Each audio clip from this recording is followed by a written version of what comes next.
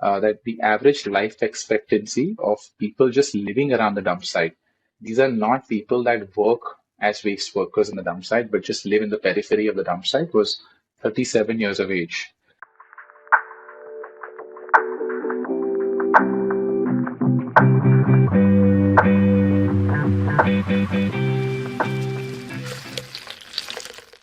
Hi everyone, welcome back to another episode of The Voice of Gen Z. I am Ria Sada. This is the first time you're seeing me, but I usually work on the back end of the podcast. Today is a very special episode because we have with us Rahul Nainani from ReCircle. And he works specifically in waste management in India, which is one of my areas of interest. And that's why I wanted to host this episode. Rahul, would love to get an intro from you for the audience, whoever doesn't know you. Hi, Ria. Thank you for having me on the show. I'm excited to be chatting with you. So my name is Rahul Nainani, and I'm one of the co-founders and the CEO at ReCircle. ReCircle has been in the space of waste management for the last 7 to 8 years. Honestly, we don't like to call ourselves as a waste management company, but more of a resource recovery enterprise, because what most people see as waste, we see as resources, and our aim is to rethink waste as a resource. So that's what we've been into. We're working towards collection and segregation of resources, specifically plastic waste is the main area that we work towards. And just to dive into my background, so my primary background has been in finance, and done my CFA, done my graduation in accounting and finance, and not in my wildest thoughts that I ever imagined getting into the industry of waste management. Primarily because I don't think anybody as a kid actually thinks of waste management as a career opportunity. But I would say it happened so to us. And I was as naive as anyone else in the sector as a consumer, that I had no idea what actually happens with our waste. But our journey began through something called the Google Startup Weekend, where me and my co-founder Gurashish and I ended up going to pitch an idea over a weekend. And of course, what we pitched back in the days was quite different from what we're doing today. It's quite evolved in the sense of the time that we've been in the space, and that journey has been exciting. I have learned a lot about the sector, and we've seen that there's so much growth that's come across the sector itself. So that's a bit about us. I think about me. In terms of ReCircle, so what we primarily do is we help businesses to stop plastic pollution while meeting their sustainable goals and meeting their compliance as well. We're doing this in the form of bringing transparency and traceability in the sector of waste management, where we work with our model revolves around working with the informal waste collectors across the supply chain that actually help us collect this plastic waste from across India. And then we track this material from the collection till the final recycling or the processing of the material. Now, the material that flows through our supply chain is then sold as plastic credits or EPR credits for the compliance space itself, to help businesses go plastic neutral, comply with the EPR responsibility, while making an impact on ground. So while getting full traceability, transparency in the sector, and at the same time ensuring that their money that they're paying for it is getting trickled down to the collectors who actually help us collect this material. So largely, that's the space that we are in terms of formalizing and digitizing an informal supply chain, being the primary focus of our work. And then apart from that, we also work towards a lot of awareness activities, maybe with consumers in the form of zero waste events, zero waste corporates, a lot of engagement on social media to spread the word, and at the same time also formalization of the sector itself. That's our long-term goal. So capacity building for the waste workers or the Safai Sathis that work with us in terms of social security and medical camps, health checkups, which is an ongoing work for us to make sure the sector is becoming more formal. That's a little bit about us, and I'm excited to be chatting with you, Ria. Thank you, Rahul, for telling us more about ReCircle. You mentioned that you and Gurusi started this as a weekend Google startup challenge. So was this one of the questions or a problem statement they had given, which is what led you to start thinking about this? Actually, not. I think the format of the event was such that this was when the idea did not even exist or the company didn't exist. So We had to go on the first day and pitch an idea, which was just at an idea stage, and there was about 60 to 70 people that attended this event. Gurashish had gone and pitched the idea. The initial idea was an Uber for scrap dealers across the city of Mumbai. So essentially connecting Raddiwalas with households through a digital platform. We didn't think of we would be looking at doing this, but that's where it came across. The couple of points actually that drove us to the sector, and specifically, coming from the finance background, was that uh, India was actually importing trash from the entire globe. So from US, Europe, Middle East, we are importing tons and tons of plastic, paper, glass, and all kinds of trash. And we had a large import bill. And having been born and brought up in Mumbai, grown up in India, I think it was ironical to see that the one thing that we do not have shortage of is waste or trash, and we were actually importing that as a as a system. So and that felt quite odd, and that led me to realize that of course there's a lot more value to be added in the sector. There's something that we can actually create value in this space, and of course over a weekend it's not much that you can research about the sector itself. But we managed to visit a few Raddiwalas in the area. We got about mothers to with the initial idea of Uber for scrap, which was household focus. So we got a survey of about 200 households that gave us that would you be interested in doing this or not. And when we finally did pitch our idea to the panel of jury members, our idea ended up coming first. So it was like it wasn't just both of us, trash talking in a way, but it had some kind of relevance to some sector. So we got some validation, and this is back when maybe early 2015 when Gurashish was working in the real estate sector. I was doing my CFA back then, and so what we decided next was that uh, we didn't want to leave everything and get into the space. But what we did is about for the next 8 to 9 months, we did a lot of research on ground. We met scrap dealers, Mm. aggregators, kabadiwalas, scrap mafias. We went to the dump site. We actually went to understand the entire sector as a whole, and that took us about 8 to 9 months. And that's what helped. That's what basically was the ground on basis of what we eventually launched. Our initial brand name was called Raddi Connect, Mm. is what we launched with. And over the years, we realized that the business had evolved so much, so which is why we went through a rebranding to ReCircle. The vision had evolved, and we thought that the name was not justifying it. So one of the reasons to get in the space was, of course, the numbers, which was, of course, a key area. Mhm. Which being a finance minor, then okay, this is what we need to, this is where we can add value. But the other thing was also which has been a pivotal, at least pivotal part for me was that early 2016 when we were launching, there was this massive fire that happened at the Deona dumping ground, and there's this iconic image that is taken by NASA from space, where you can actually see the landfill burning, and Yeah. it went on for a few, probably more than a week, 10 days or 15 days that it actually was burning. Post the fire doused out, we actually went during our research phase to the dump site to actually just find out what happens in the area and what's happening around it. So we were working with this NGO called Apnalay back then that have been working in the Shivaji Nagar dump site, which Mhm. is across the Devna dumping ground. And a couple of astonishing facts that actually woke me up was that one was that firstly these fires didn't happen. These fires actually happen on a daily basis. And on this fine day, the wind was blowing towards South Bombay instead of blowing towards the creek, and of course it fire aggravated. So we all woke up and realized, okay, cool, there's something happening over here, which was one part of it. The second, actually, the major part was that that the average life expectancy of people just living around the dump site.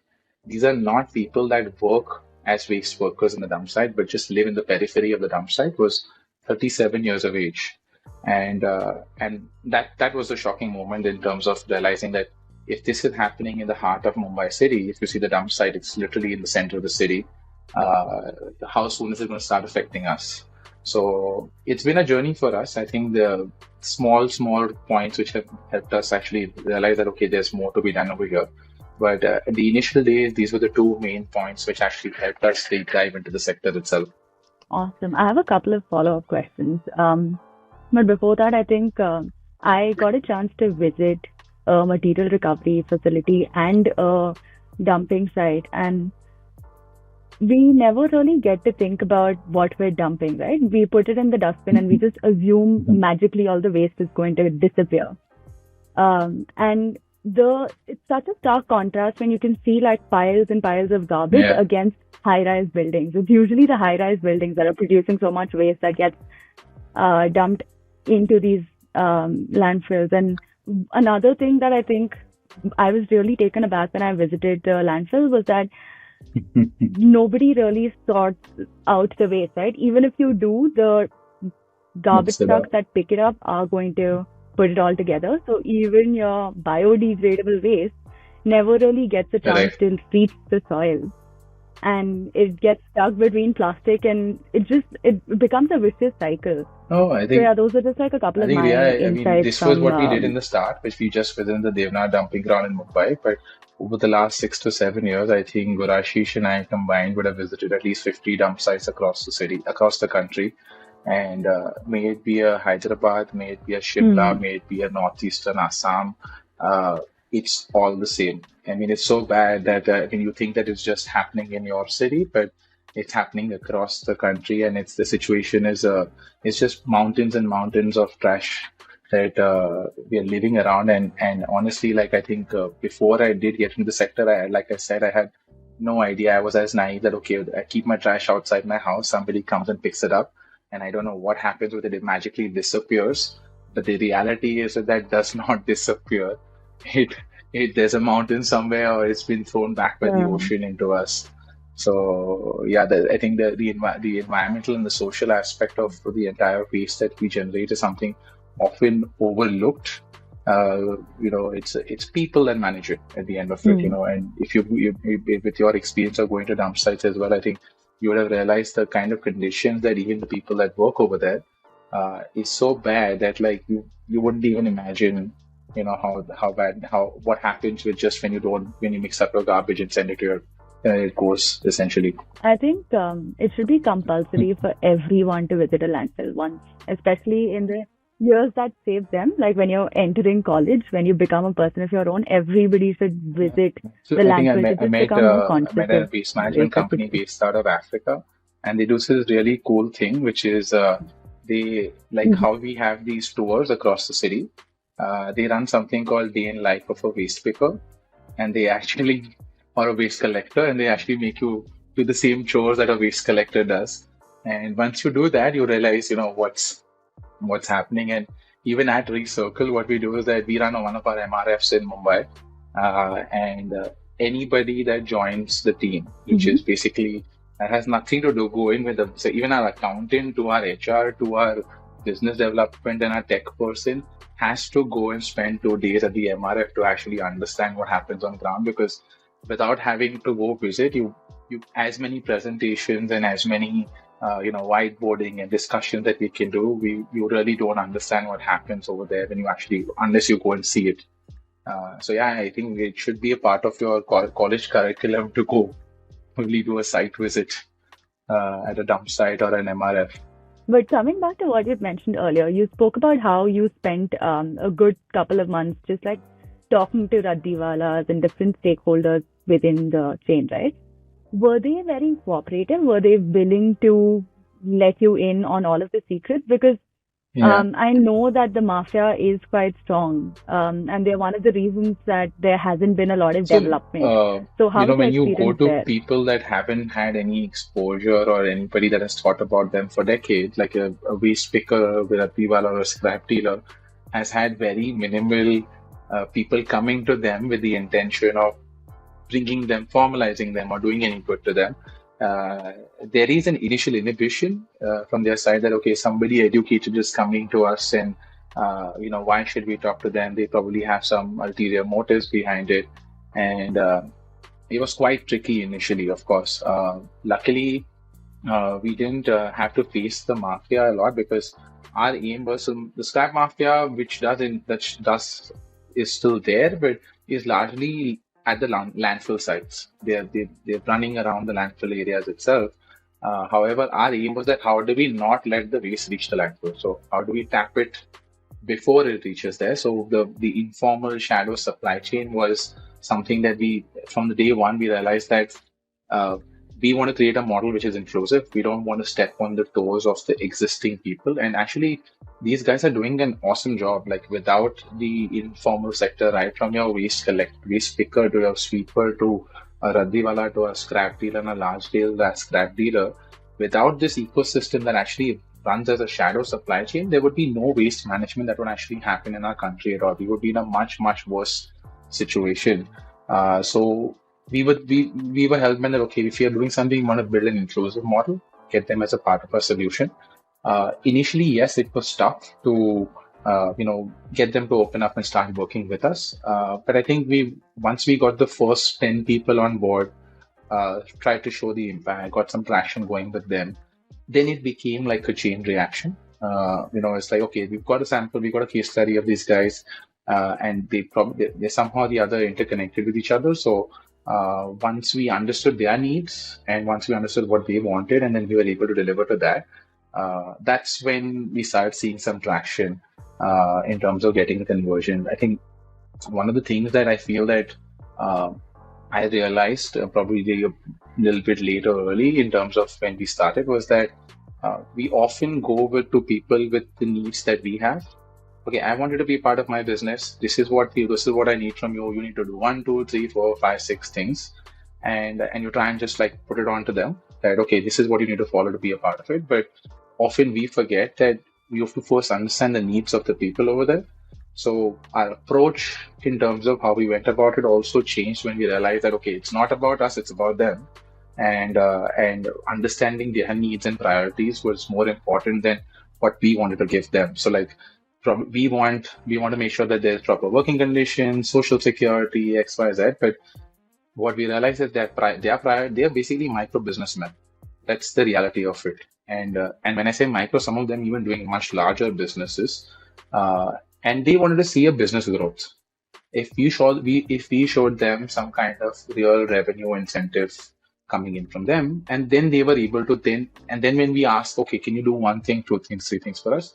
That's the transition that came along with it. So it's not what you can. The sector is such that you can't do everything on day one, but you made a must have and an aspirational list of how we want to interact with the sector as well. So I think that's the key learning for me, that we need to understand what the needs are with the sector or the people that we work with, and yeah, and then things pan out. No, I think that's such an important learning because, as you said, right, the amount of work the informal waste workers do is, I don't think anything immediately can replace it. And it's also the Yes, most disrespected, which is so correct. funny. They are doing the most important thing. If they go on a strike one day, we're going to realize their importance. So, To be even respected or disrespected, you need to acknowledge uh, that there are this sect of people that are helping us clean up our trash after us, and then the respect and the dignity comes in, because I feel like they're just invisible to us. They're like, we ran this campaign during COVID in the first couple of years, because the even from the BMC workers, the municipal workers, or the sweeper in your building, they were in the front line, and they would be the ones that if they didn't come, there would be a much bigger problem. So along with doctors and everybody else that was in the front line, there was also your waste collectors, and we asked our customers to even find out that do you even know what the name of your waste collector is? Like the guy who comes to your house every single day, every morning, no matter what, no matter it's raining, no matter what is happening, even that visibility, and if you just have their name and say thank you, I think that's enough to start with. And most people wouldn't, it's something that I don't think anybody knows, that who's the guy who comes or who is the lady who comes and collects your trash. And I think it starts with acknowledging that they exist and then going towards the rest of it. no, I think you really rightly pointed this out because once I was talking to a Safai Sathi. She's based out of Aurangabad, and I was just interviewing her to learn more about her experience, etc. And she pointed the same thing out that before COVID, we were invisible. Nobody cared about us. Nobody Correct. knew who we were. Whoever knew about us didn't want to touch us because we worked in the garbage garbage work, right? And as soon as COVID hit and they were given the pass, she felt so respected and she said, I love doing what I do and this is all I need. Just getting that special access or visibility then was enough for her to continue doing what she did. And her entire Yeah, family is a proud Safai Sathi. Her mother-in-law, sister-in-law, her daughters. Um, and yeah, it absolutely. was a great experience just like talking to these people and they're so humble and there's Yeah, so much we can learn from them, right? yeah. Coming back to ReCircle, for anybody who doesn't know much about waste management, would you like to walk them through how your step-by-step Yeah. process works from So recovery we to have um, multiple services under recycling at which the we end? operate. The primary focus of our services that we believe is that I think the largest impact that can be created is if businesses make the shift. So I think yes, consumers need to do their bit, segregate your waste, make sure you're not littering, make sure you're putting your waste in the right bin, making sure it is disposed responsibly. But I think the big power in terms of major change to happen, it lies with the large corporations or the businesses that can actually help make this impact.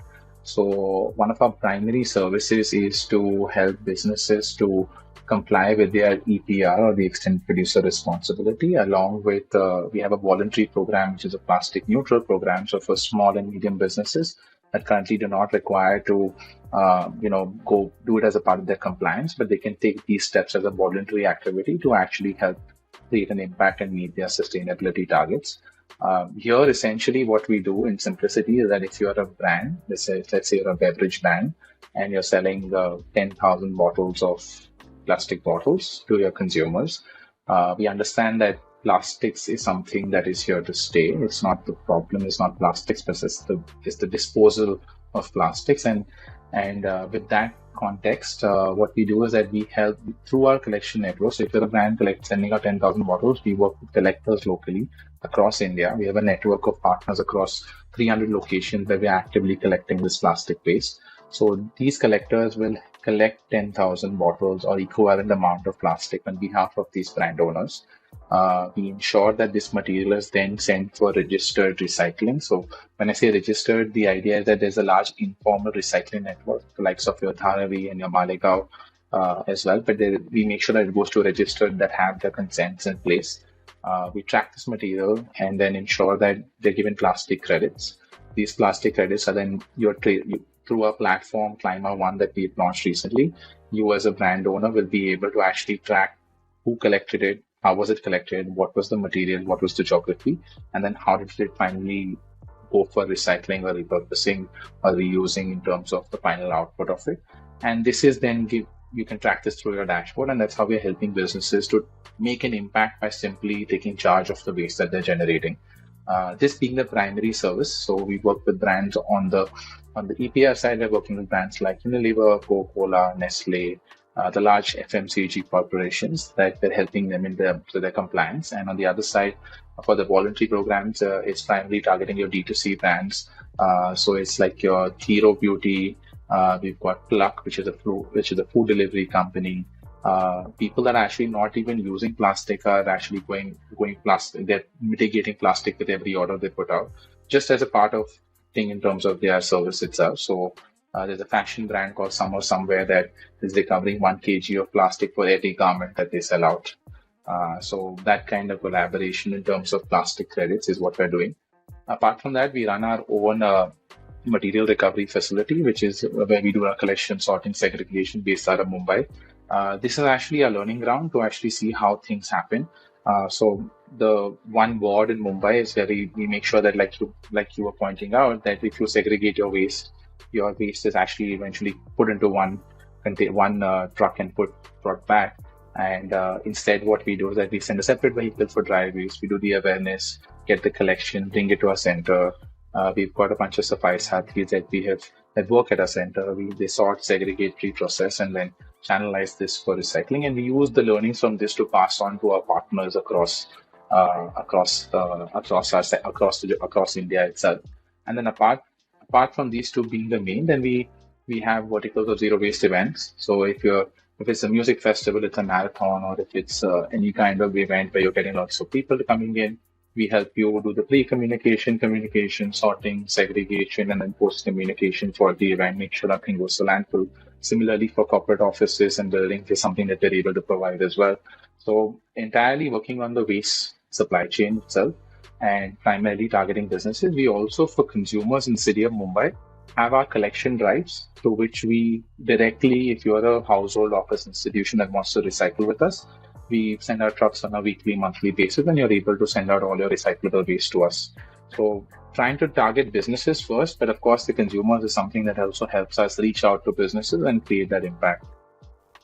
That's really nice. I think you've built out a very holistic solution, trying to reach out to multiple stakeholders, trying to find solutions across these stakeholders. And I love the idea of collection drives for consumers because Correct. I hoard my waste, and because two bottles is very little, to like go all the way travel and dispose. So throughout the year, I just have this cabinet where I have my bottles from my beauty and personal care products, etc. So would love to see that scale and be available in different cities.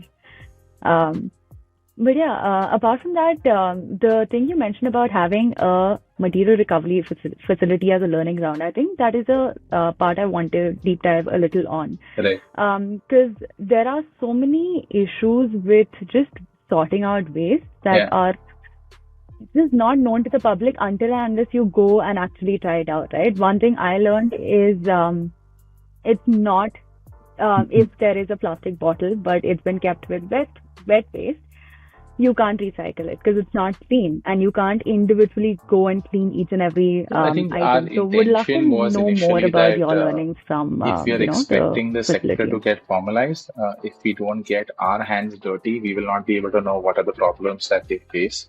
And with that intent is what we started our first MRF. And it's been an eye-opening. It's been really challenging to get that running, but I think over the years we've been able to figure out what works, what doesn't. But like you rightly mentioned, I think the biggest problem is that segregation, segregation, segregation. I think everybody knows it. Everybody knows that it needs to be done, but I don't know where it gets lost in that messaging where at the end of it, none of it actually happens.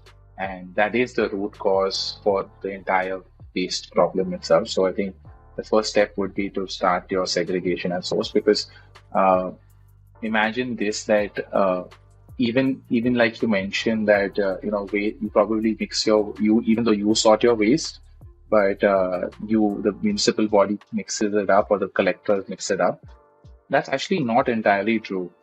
It's in your building there will be a sweeper or the municipal body worker that actually comes and collects your waste. If you're sorting it out, there's a value attached to a certain part of this waste, and that's for sure that they will take out. And the non-valuable is tricky, which is your multi-layer packets and your chips packets, because that has no value attached to it. There will be someone that picks it up. So it's either the house up in your house, starting at that level, or the sweeper or the waste collector in your society that picks it up and brings it to a community bin, or it's going to be the waste collector who actually comes on the trucks that will take out whatever is valuable. So don't think that your work is going to waste because that's a very that and we did this survey to find out that why do you not sort your waste, and this is the standard answer that we get from everyone is that even though we do it, the truck comes and mixes it up. However, there is still, it might not happen in a formal way, but it's still happening. There is a large economy that runs behind it. So don't blame it on somebody else, and you got to start at home and you still got to do it. Mm. And I think we have the power as a community to keep pushing our authorities to make sure that they're able to build better infrastructure, but that's not the reason to not do it. Because even though it doesn't come to our center or our collection center, it still gets collected, sorted, processed, and I think that's where it starts at. I think one part is yes to sort and make sure you don't mix your dry and wet because and also not just dry wet but also hazardous because we've seen that sanitary pads and diapers are coming in and there are people putting their hands into it. So thinking of that, need to get the three-way sorting in place. That being one of it, and I think the other thing also is also redesigning. I feel this is something again linking it back to businesses. and I think this is why we think that businesses have the power of making this change, is that a lot of these products which might look same but have a big consequence on the collection, sorting, and recycling part. And an example, let's say that if you've seen a water bottle, a PET water bottle from different brands. Now the bottle is PET, the cap is PP, but the label is either BOPP or PVC.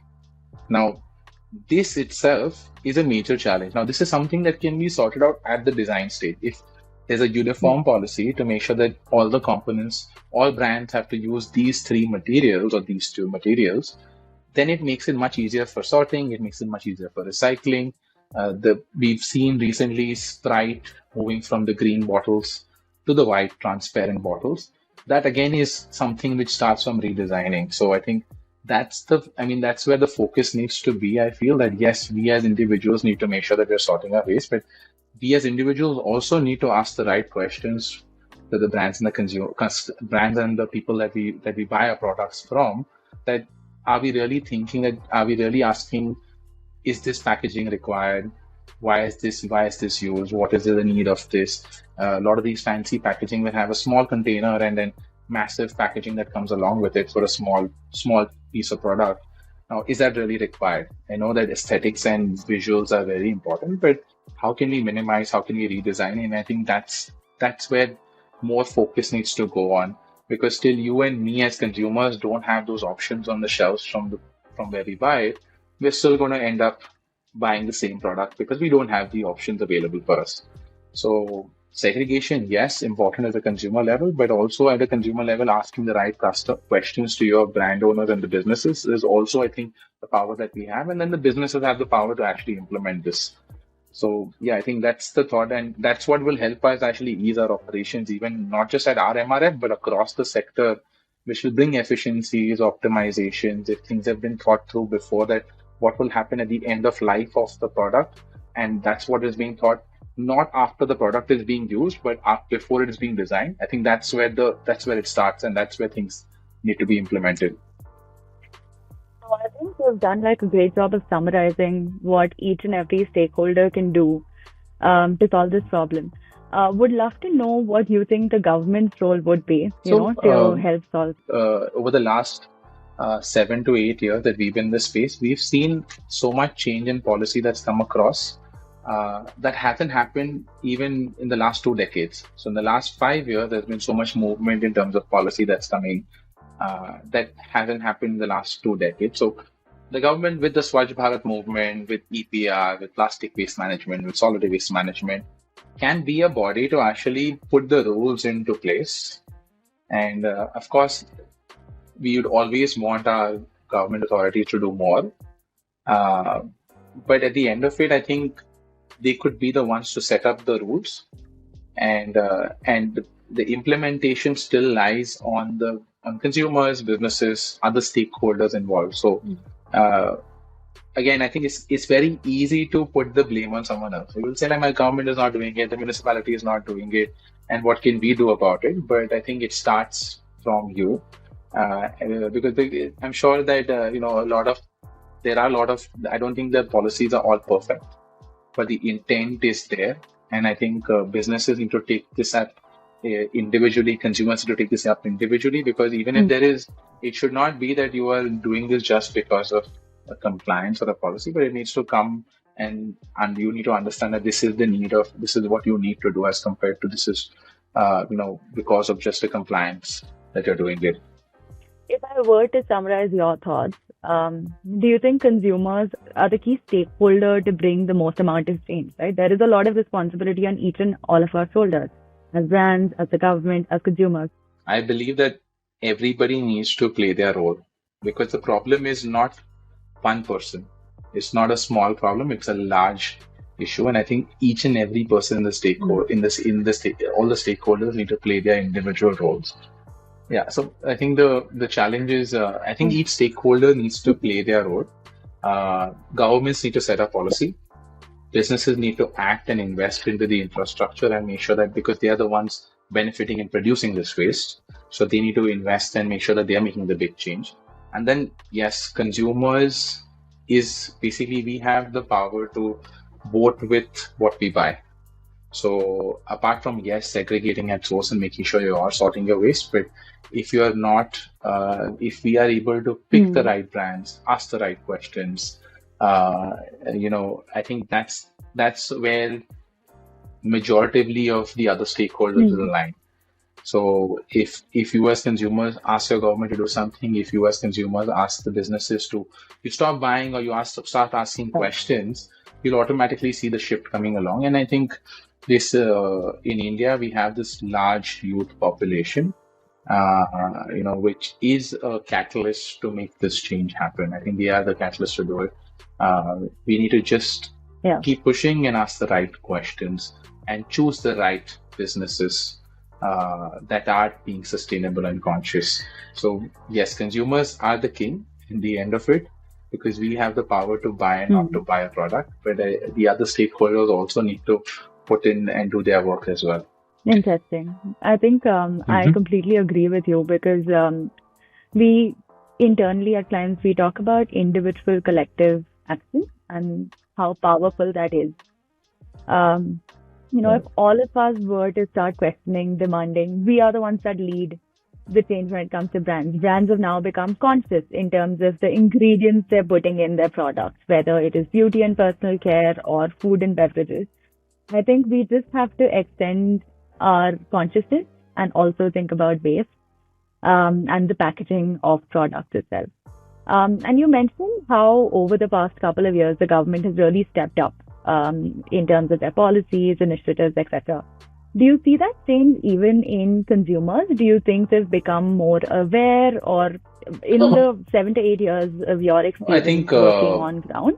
like 7 years ago in 2016, there was nobody that spoke about waste. There were no conferences. There was nothing that happened. It was a hard task for us to even get corporates to start talking to us or start consumers to start talking to us. But over the last 3 to 4 years, we've seen this major shift come along. I think the pandemic was one of the movers in this space where consumers have started becoming a little bit more conscious. Again, trickling with a lot more awareness coming across from global level as well. So that there's global media pressure that's coming in. We as consumers are also getting this information more freely, and I think uh, there is a change that's coming across.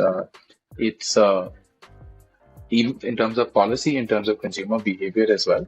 I see that it is a slow change, but it's never been this fast before.